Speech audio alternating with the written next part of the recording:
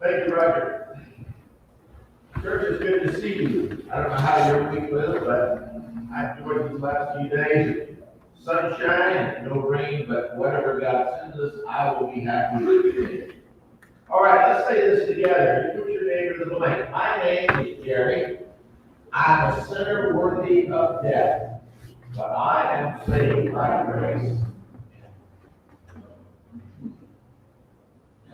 I want to talk about a particular name in our work through some of this, and I think I got it. Oh, yeah. This slide should have been later.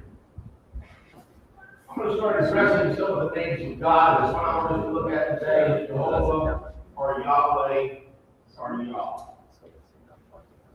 The goal that I want in this series for the next few weeks will be to encourage us to live by joy of our faith, so that we are able to see the glory of God. I realize that it's limited in what we will see, but I want us to be able to see better who God is and see all of His glory. Preaching is one means to that end. When I think about preaching often, I think, how is it that I can stir us up in a good way so that our faith, my faith, can be stronger than it is. I need a strong faith to fulfill each day that I live on this earth.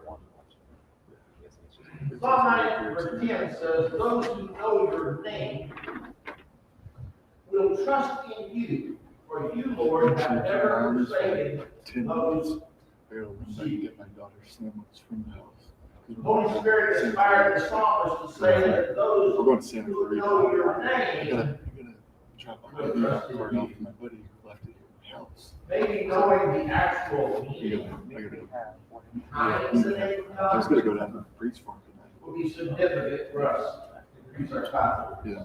She's like, You know, a person's name often signifies they're going his to character, Disney. his abilities, his mission. I wish I had I remember going to Russia, and the people there would say, "What is your name?" And I said, "Nothing."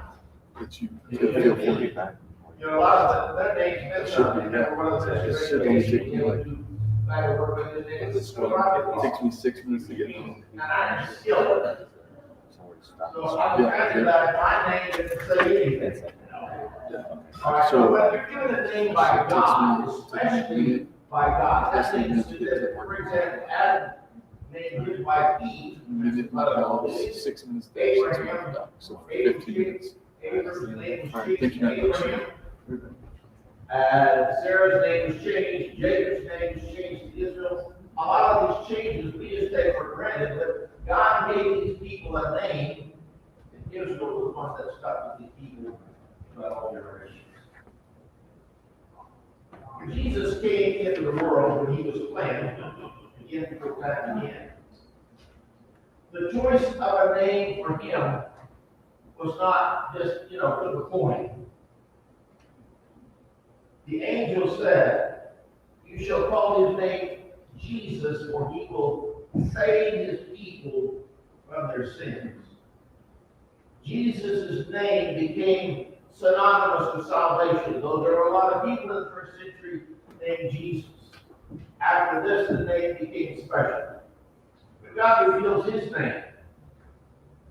His names, you can be sure that they are loaded with attributes about God. God does not choose again names at random. Listen to this. He chooses names that intensify certain attributes about himself that will deepen our love for him and strengthen our faith. That's why the names are given. It's just not so I can have a different name. I think the most common and important name, as I was studying this for several weeks, I've got in the Old Testament is one that our English versions almost never translate. If you're still reading out of the American Standard Version or a few of those, you'll find that this name is in there. But most of the translations just ignore the name. The Hebrew name has 4 letters, YHWH, and may be pronounced something like Yahweh, or sometimes Yah. The name Yahweh consists of a sequence of these consonants, and they're there in green, And they're known as the Tetragrammaton, and that's as far as I'm chasing that squirrel. The Jews came to regard this word with such reverence that they would never speak it. Never speak it. They were afraid that they would use the name of God in a way that would be offensive. And so at the time of Jesus, when they pronounced the word, when they were reading the synagogue, it became Adonai, or in Greek word, the Kyrios word Lord. The approach, I think this approach does us a great disservice. I believe the names that God gives are intended to connect to our mind, our intellect. We need to think about it. But I know more than anything, those names are intended to connect with our heart. Yahweh is used 6,800 times. Elohim, 2,600. El, 2,300. There's a host of others. But I put this out because I want you to, the sheer number of times that Yahweh is used, at least to me, makes me understand that God will not be a generic God.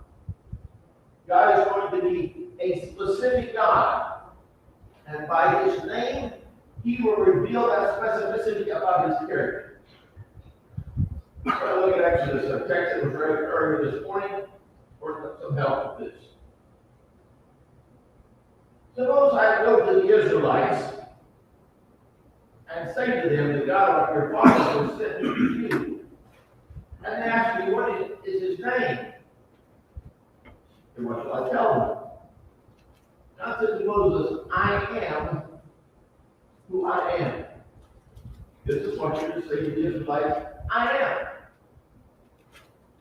Has sent me to you.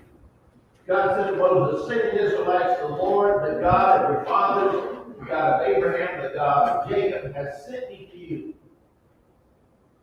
This is my name forever. The name by which I'm to be remembered from generation to generation.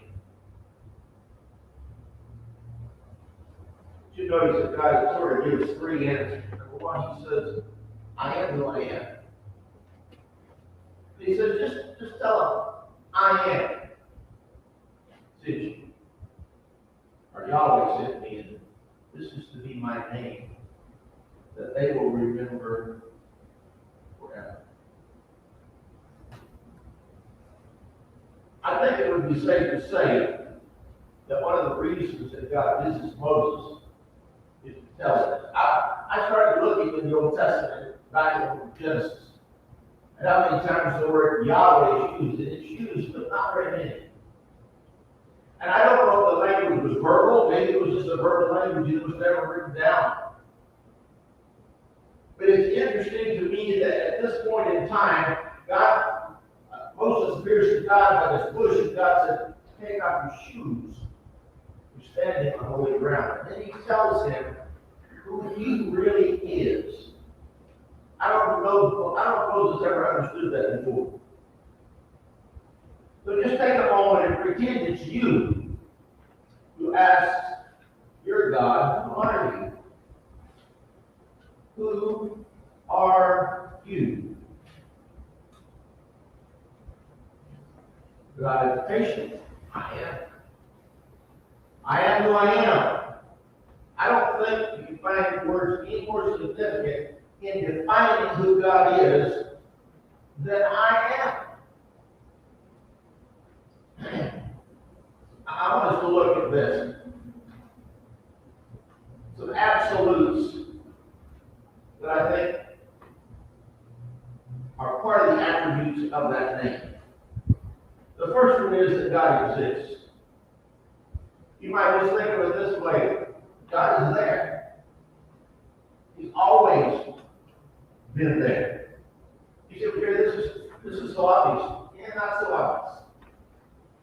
Because we have a ton of our people in our world who live in such a way as though this were never written. It's not true. Suppose the President of the United States invited you and some of your friends to the White House for a reception. And all the time you're there, you don't look in his direction, You don't talk to him, you don't speak to him, you don't ask him or anyone else why you're there together. And someone says, well, don't you believe? You believe in the president? You say, oh yes, I do. Absolutely, I do. And you're enjoying his house, you're enjoying eating his food, you're enjoying all the things, but you never look at it. You never acknowledge it. I suggest to you that the majority of people who say they believe in God, that is their internal response. If you look at their actions, that is the response. How about the actual God?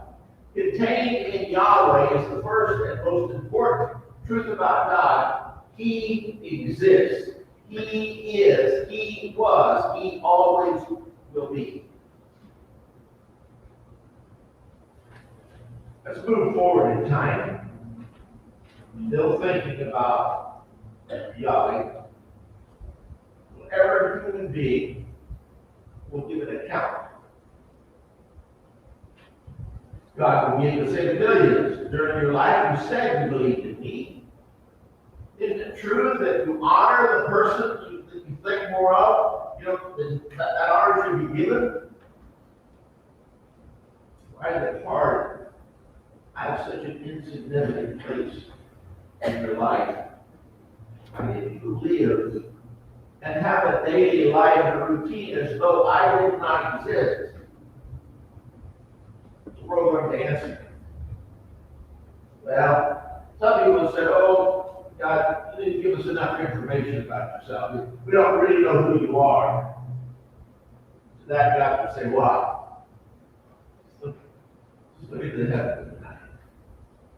Just look around at the orders. I believe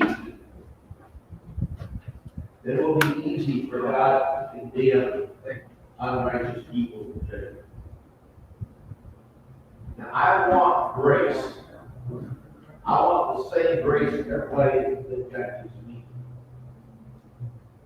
But that does not mean if I use that grace that I can ignore as if God exists.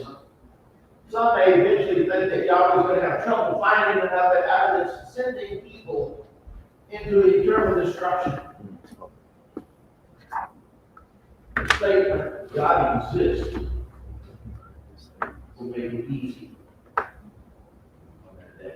Okay, yes. The book of Records, just open to page 1. Defendant affirmed that God exists. He lived as though God didn't exist at all. God made no difference in his life.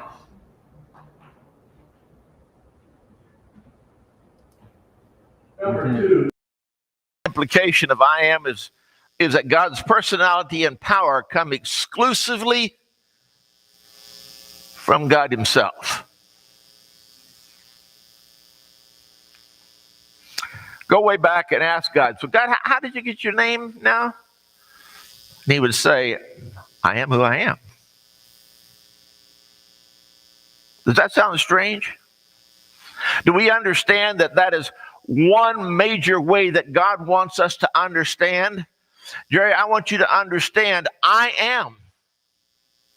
I am who I am, and I did not need extra help to get there. In other words, no power brought me into existence, no power shaped my personality. I had no beginning. I'm utterly absolute on my own. Third application is that I don't change. The I am does not change. Yahweh is the affirmation. It's the statement again that I am who I am. Now, if God is not affected by outside sources, then God is not subject to the change of those outside forces. God foresees all circumstances. Nothing catches God by surprise because he was there before it began as far as our world is concerned.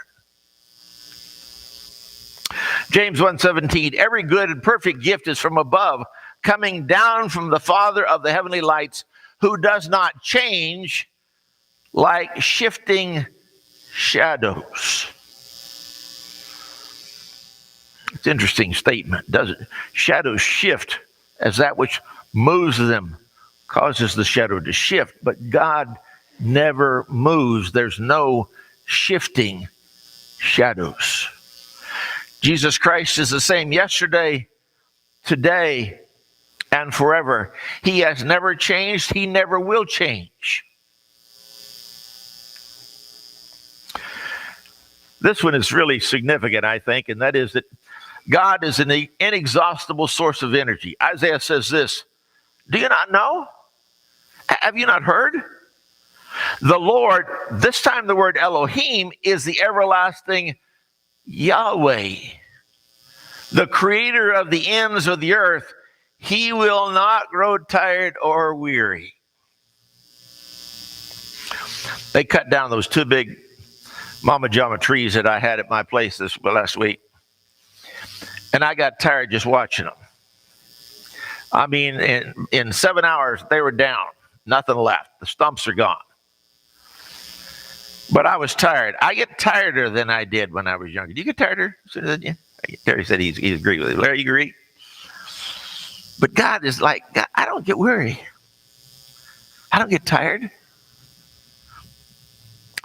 That means Yahweh is the creator of all energy, motion, combustion, fusion, fission, you name it. I mean, everything had to have a start. I am started it all. Since Yahweh is the first and absolute reality. All right, Yahweh never needs recharging, backup system, doesn't need to be plugged into anything. Just trying to cover bases that we might think about in our society. Well, power's not endless.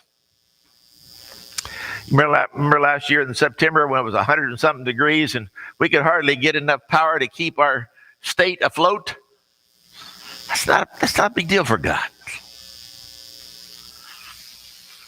For in Him, in God, we live and move and have our very being. Some translations say existence. It's because of this God we can live and move and behave as a person. Finally, objectivity is His imperative. And this was really a significant attribute of God. That means if we believe in objective truth, that it's very different from our subjective feelings. This is really something that's major in our society.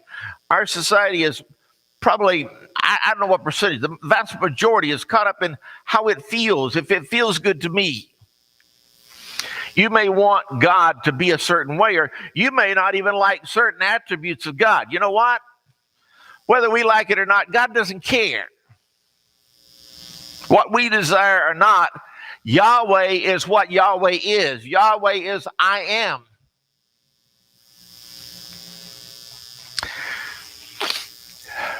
No impact. Now, I am that I am puts an end to the concept or the opinion or the thought that everybody's view of God, well, one's as good as another.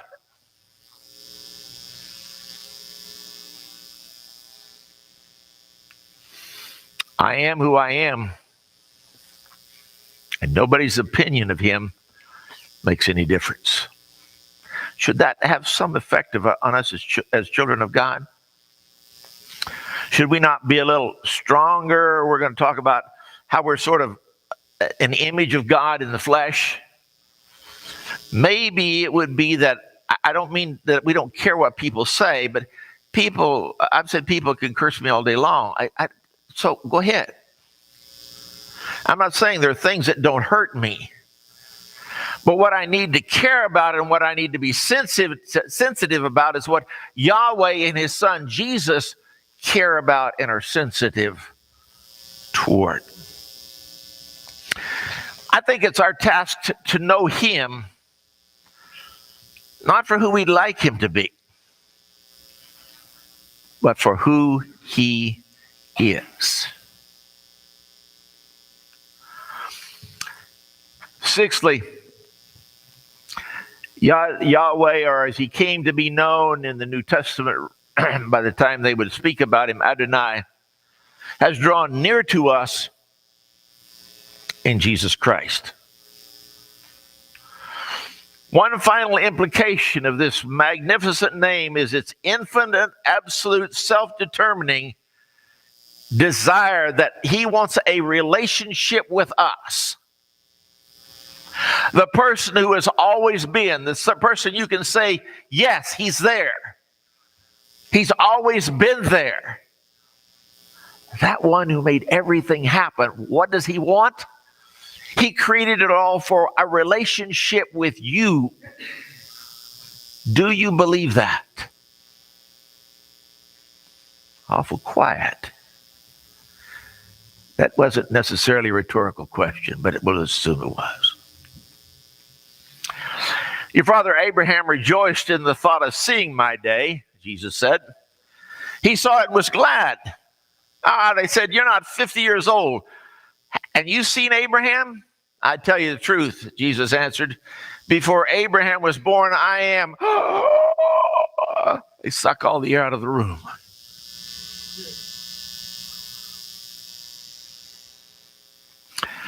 I don't think Jesus could have chosen any more accurate words. You see, those people who, by the way, those were religious leaders of his day, unlike our leaders. We got good godly leaders. But unlike those leaders of that day, they weren't interested in hearing about God. They already knew who God was. They had their mind mapped. They knew his attributes. They knew how he thought, and that's how they thought. When Jesus said, before Abraham was born, I am, he encapsulated the entire majestic truth of his name. He wrapped it in the humility of him being a slave, and he lived as one. And he offered himself to pay for our rebellion. That's what I am has done.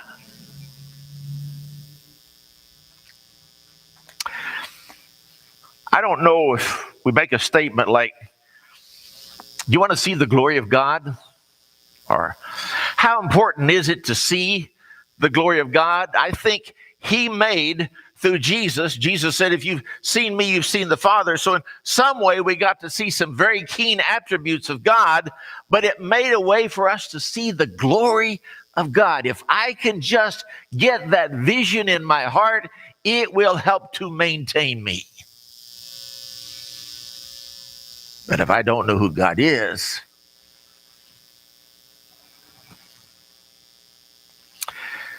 so I'm finished. If you've been born again, you have the privilege that I just butchered this morning. There's no way I can put it into the right. I can't put it in the right frame. But you've been able to hear something and understand something about God. If you've been born again, that touches you not only now, but one day we go to the presence of I am.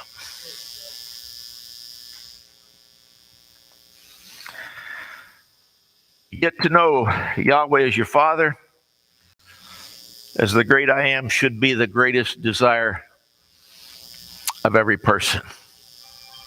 It's not, but it is of this group here. And I'm so thankful to have you as brothers and sisters in Christ as we're on this journey together. So, the only one who ever existed before Genesis 1:1, in the beginning, God.